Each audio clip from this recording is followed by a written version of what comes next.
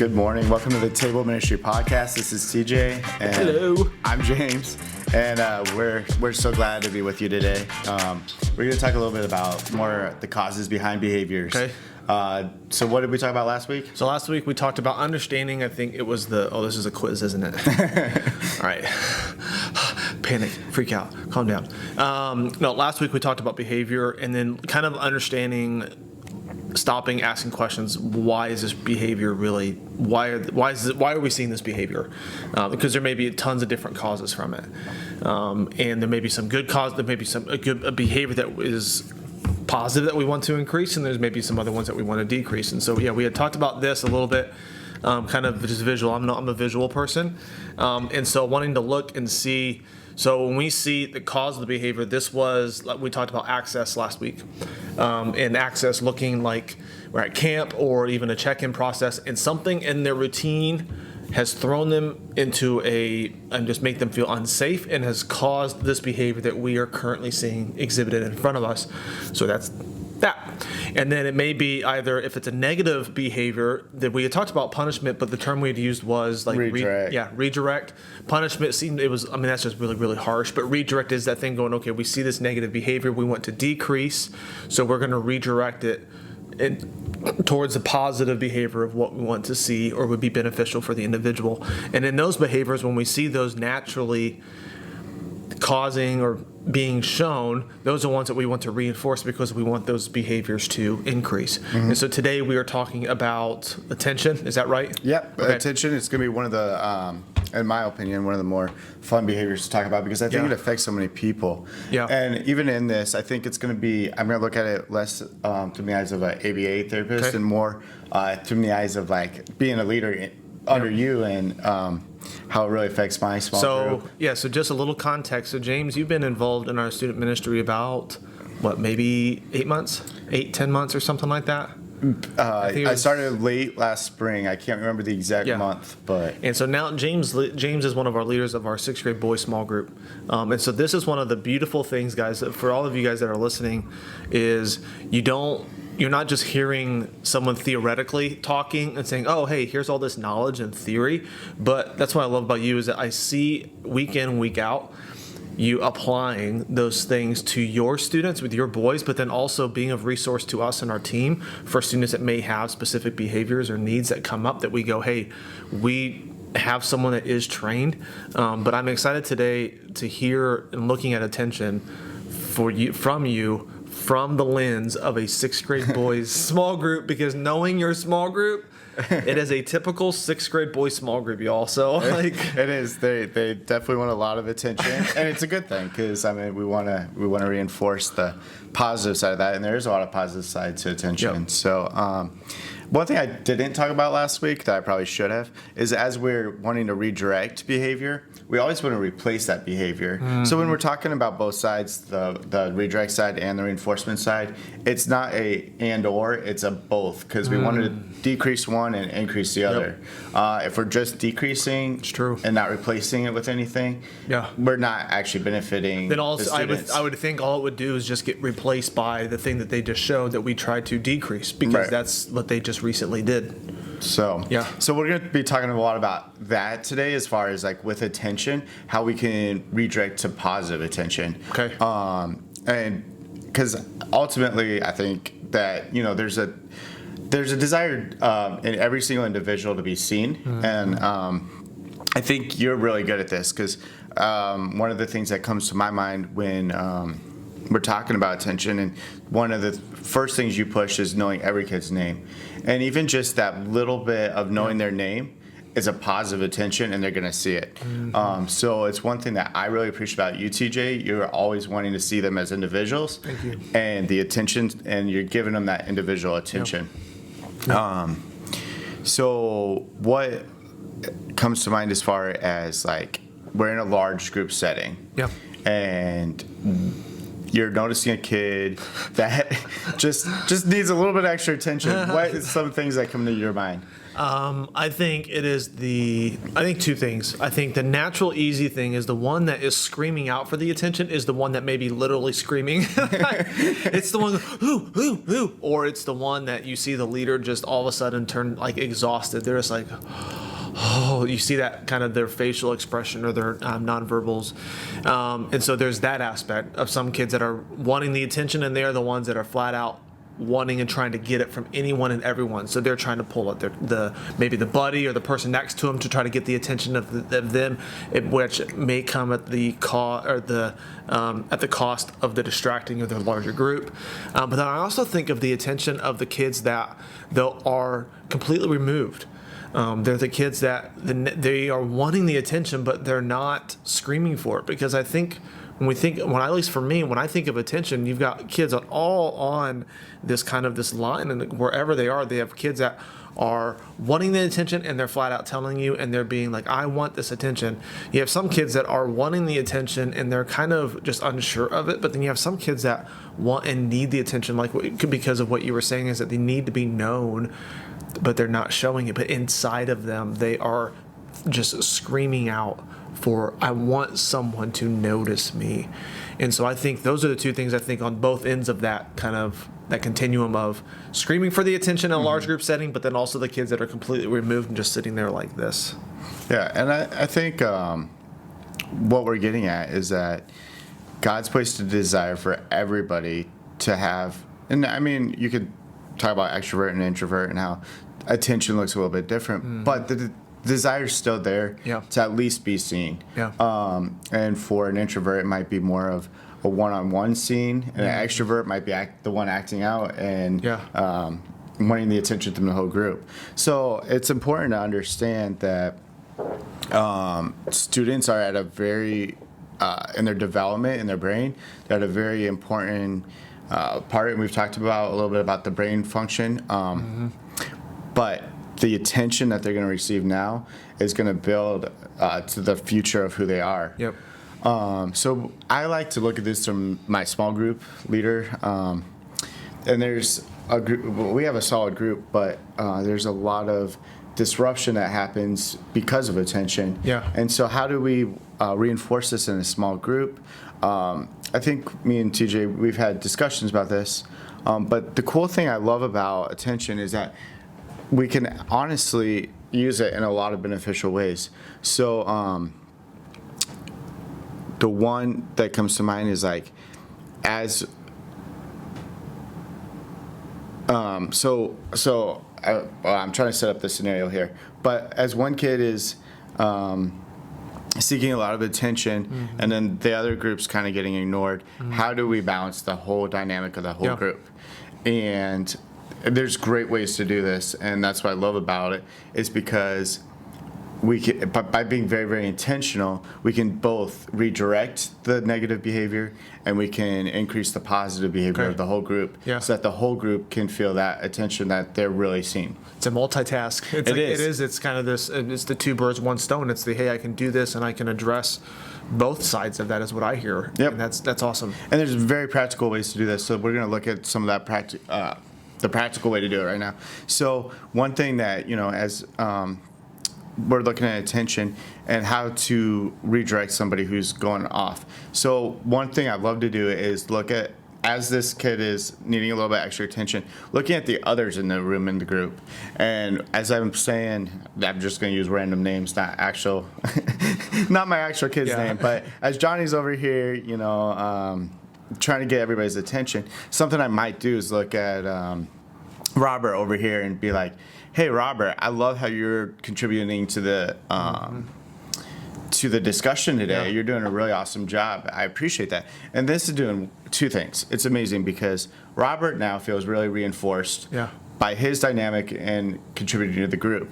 And I don't even remember the fictional guy I said. But the guy trying to get attention is now noticing that someone doing the correct thing is getting positive attention, and they're going to desire that attention as well. So they're going to pick up, hey, Robert got praised by that, so maybe I could, if I did that, then I want. If they the DNA level, if they're going, I'm wanting and striving for attention, what I'm doing is not getting that, but he just got that, then Right. like that's what you're saying is going, then they may go, oh, hey, I'll do that.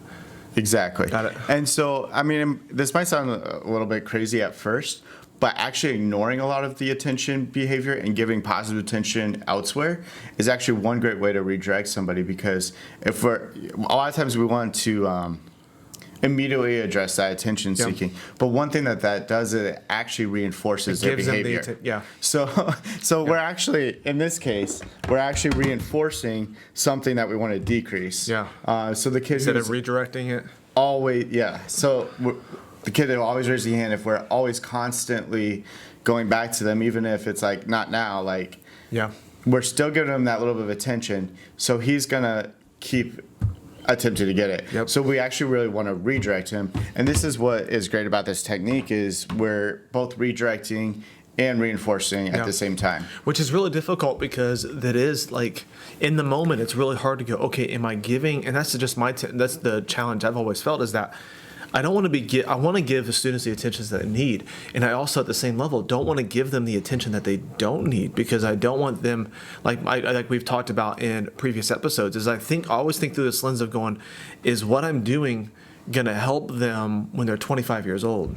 Is what the habits and the things that they are creating as a middle school and high school student right now going to be beneficial to them when they are older? So if I am helping feed this attention desire, this attention behavior that is going to be actually a detriment to them when they're 25 years old, then I don't want to do that. Exactly. But it's really difficult. I think a lot of, for me, it's this. It is, I mean, this is not to be overly spiritual or anything, but it is just the truth basis. It is being in this discerning posture with the Holy Spirit to go, what are they needing? Mm-hmm. And I think a lot of that comes from, like I've seen you, getting to know the kids and getting to know the families and being able to go, okay, I know Robert or I know Jimmy or whoever it is, this is what they need. And so when we begin to see some of these behaviors that are outside of the norm, because we know them, we can know, is this something that needs to be decreased and is beneficial or negative? Does that make sense? Yeah, no, it does. And I think one thing that you really hit on is what is our goal? And as spiritual leaders, we really have to look at what's functional for leading a spiritual dynamic that we're connecting and worshiping our Creator, and what is beneficial to that, and how can we help these kids spiritually grow with the attention that they need. And they do need attention. And as we're teaching them how to worship, God tells us to see them as individuals who He created in His image. And it's important to give them that positive attention, that they know that they're loved by a Creator. But in their spiritual growth, we also have to look at like what is beneficial to them in the future. And if the group dynamic is being very unfocused because of a certain attention, we need to redirect that in a very positive way, that they are seen, they are heard, but we're creating that environment where it's worshiping the Creator that it's helping them. It's helping them be what God wants them to be. Exactly. A reflection of Him in worshiping Him. And I think when you were talking about one of the negative things, we don't want to do those negative things that later on. Mary, we were going through a series this past spring on sex. Yeah, that was an awesome series. That's a I love great it. Those one are to the get behaviors out. Oh yeah, we saw everything. Access, a lot of escape. We saw, which is a teaser for next week. But but there was one of attention. What it was is that we had a student that in the group they were talking. They were having small group discussion about sex with middle school students. Super awkward. And so you take awkward individuals, you throw in this conversation about sex with some small group leaders. Really awkward. But what ended up happening, though, that the student was having this negative behavior of attention, because what they were doing is every time they would get serious, he would crack a joke. He would say something. The small group leaders come to me afterwards and they say, TJ, every time we start to get some sort of ground, the student derails the conversation entirely, and then the boys are this laugh and everything, and we can't get them back on topic. So what I did is, then they were like, how can we do this? I said, well, let me have a conversation with him. So the next week when the student came, before they went into small group, I said, hey, why don't you come over here? I want to talk for a second. And where I was talking with him, but actually before the small group even happened, in our large group setting, he wasn't even in the room. I'm looking around, and I go out in our hangout space, and I see him sitting on one of our big giant beanbags. And I was, while the large group time was going on, and I was like, this is really normal. So I was sitting down there and talking with him. And that attention of him pulling out it was kind of this dual thing. Looking back and kind of understanding our conversations about behavior, I think there was some escape, but then I also think that some of it was the attention in the small group.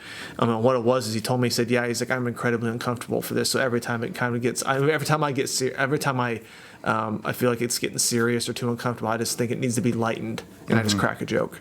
And it was this, that was his behavior because he felt uncomfortable, but it was also this to get attention. And it's kind of this dual purpose kind of attention escape. Yep. And a lot of the behaviors are not dual. So yeah, that's a perfect example of like a dual. He's wanting the attention. Yeah. But he's also wants to escape. And that is, and we looked at that, and I said, okay, we need to redirect this environment for him and for him, this behavior, because that is not going to be a beneficial thing for him when he's 25 years old. That he can't have dialogue with anybody in his life about something that makes him awkward, whether it's sex, whether it's anything other conversation. That was not going to be beneficial for him. So it needed to be redirect because he was trying to get attention. I mean, we see that, I'm sure, as like within dirty jokes, funny things. Say, oh, hey, I got a joke, and they say it. You're like, I should not have let them talk. But I just think that as a youth pastor, those are some like natural kind of attention seekers from the kids that maybe are raising their hands over and over again, distracting their buddy, wanting that attention. But then even some of those jokes or those kind of interruptions is that outcry, that behavior for attention. What would be some positive things of some positive behaviors of attention that we would want to reinforce so that they increase? So when we're looking at attention, we're looking at they want to be seen, which as we're looking at this behavior, we want to increase the idea that they are heard. So when we're looking at the small group dynamic and we're looking at positive attention, we're looking at the kid who really wants to engage with others. And it doesn't always even have to be a serious conversation, but they're wanting to engage in that community. And so we want to, a lot of my boys will start the discussion about either video games or sports. It seems to be about the two topics. But looking at that, it's a great intro. It's a great way to start getting them comfortable. And I love like encouraging them in just having a conversation sitting there. And so we're looking at increasing this behavior in order to increase behaviors while we are discussing something more serious. Right. So while it seems kind of insignificant at first, the idea that we can have a discussion about something unimportant, well, I mean, video games are very important, right. But to them they are. For us, in the grand scheme, we're going, this is nonsense. But exactly. To them, it's going, So to them, it's very important, and being able to create that dynamic where we're all getting attention about a certain topic. Yeah. So we're wanting to increase this and encourage it. And I don't want to shut down that conversation too quick. It might seem kind of like we're wasting time, but the reality is then once we build that conversation skills and basically reinforce that community, we can then start talking about more serious topics of what was talked about in the larger group. And then, even prayer requests are very serious and personal. Yeah. And sometimes I think at a very young age, it's even hard to give some of those prayer requests because they're very personal. Yeah. So we're building that momentum into those more serious things. Am I making... That makes complete sense because like the kid, for example, the whole thing of this is that how do we help minister to students and families with special needs is that if a kid has special needs or has a developmental or physical disability or any of those things that makes them want to cry out for that attention, even in a conversation about video games, if they're giving that attention to this and they're participating, it is, I mean, like we've talked about in Access, it's just verbal praise to go, hey, great job. And get, like, buddy, you were with them, you gave them that attention, like you maybe saw them, you were looking at them in the eye, like those were great things. I'm proud of you. Great job. And it's looking and maybe like, well, that's what I hear is that look for those things in our world where we go, oh, that's insignificant. It is significant to them, so it needs to be praised significantly to them. And I don't think we could stress up verbal praise too much. I mean, verbal praise is so huge, especially at this age. Yeah. And that in itself is such a huge reinforcement to hear your leader saying, hey, I love how you're talking. Yeah. This conversation's going. It might seem small to us, but to them, it's a huge thing because now they're seen. Now they're part of something bigger, and they want to come back. And I think that's the thing that we need to look at is like what is making them feel comfortable to come back in a safe environment. And for those with challenges, I mean, the attention is huge, and they want the positive attention, even though they'll be reinforced by negative attention as well. The reality is they're striving for that positive attention.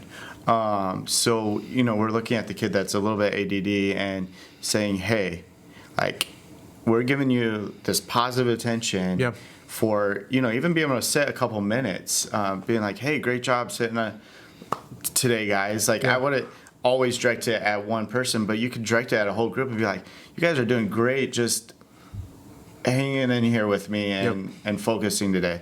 And by seeing that, they're going to be wanting to come back, and they're going to also want to increase that whatever we're trying to build on, that momentum. So whether it's that conversational skills, whether it's the listening and sitting skills, the respect, all of that, it's just going to start to really come together as a group. And I've seen this in some of your, like, even before I got here, but like I don't know how they were all acting, but you've had consistent leaders for the same group from 6th to 7th and 8th. And the conversations they can have at 8th grade are so different because I've sat down and listened with them. But it's that idea that we're building on from the 6th graders, which is me right now, but I'm going to be moving up with them. And I love that, you know, we can keep that attention through the grades. Because they've seen you and going, hey, James makes me feel known, and he's made me feel known when I was in 6th grade, when I was in 7th grade, when I was in 8th grade, and all the way through when they were seniors. They go, they've shown me continually the attention that I've needed because I want to be seen and known because God wants me to be seen and known. And I love how you set up that dynamic in our youth ministry. That is really awesome. So hopefully this has been beneficial for you of looking at, I know as a youth worker, again, it's always challenging to go, what kind of attention am I giving? So hopefully this has been helpful for you and your ministry and your leader. So again, like us, subscribe, share the posts, and we can't wait to get into our next, looking at our next behavior. So we'll see you in our next episode. See you later.